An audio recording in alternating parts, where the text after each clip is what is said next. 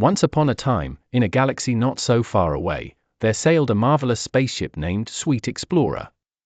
This sparkling vessel was piloted by Captain Lollipop, an adventurous young boy with a ceaseless curiosity and a penchant for sugary treats.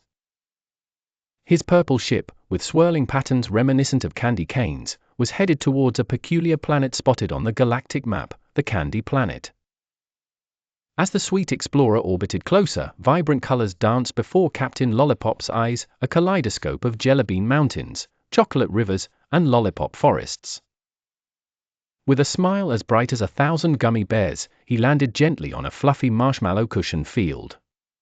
No sooner had he set foot on the planet than he was greeted by a chorus of cheerful voices. "Welcome to the Candy Planet," piped a group of candy creatures. There was Snicker-Snap, a jittery, bouncing biscuit-like being, Gelatine, sparkling like a jelly star, and Cookie Crumble, round and crumbly, constantly shedding cookie bits.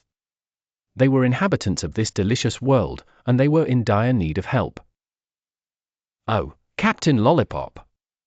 You've come just in time," said Snicker-Snap, his voice quivering like a bowl full of jelly.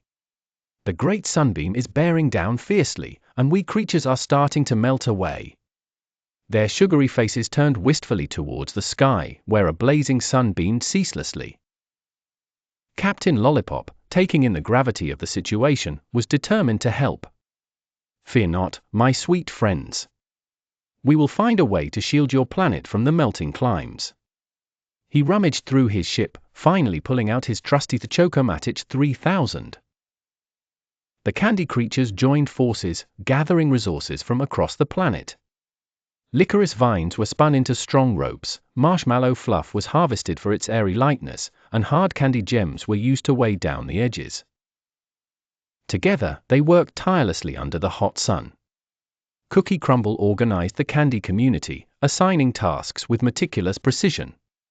Gelatine instantly turned any worry into wobbling giggles, keeping spirits high, while Snicker-Snap's bouncy energy propelled the heavy construction work along. At last, with a mighty pull and stretch, the giant chocolate parasol took shape, casting a dark, cooling shadow over miles and miles of the Candy Planet. As the shade enveloped the Candy Land, cheers erupted like popping sweets. The candy creatures, no longer at risk of melting, gathered to thank Captain Lollipop.